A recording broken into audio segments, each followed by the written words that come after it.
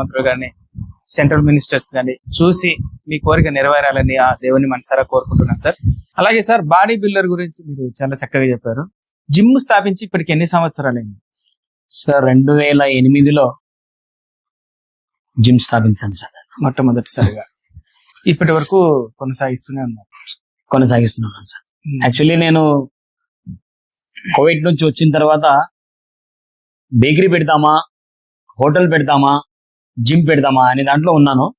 Bakery పెట్టినా, hotel పెట్టినా పిల్లల ఎడ్యుకేషన్ అనేది పాడైపోతుంది కదా అనే ఉద్దేశంతో ఈ వ్యాయామశాల అయితే నేను సంఘానికి సేవ కూడా చేయొచ్చు, 10 మందికి ఆరోగ్యాన్ని కూడా ప్రసాదించవచ్చు నాకు తెలిసిన విద్యలో అనే ఉద్దేశంతో 2008లో మైత్కూర్ రోడ్ లో అక్కడ ఆర్నాల్డ్ జిమ్ అని చెప్పేసి స్థాపించడం జరిగింది.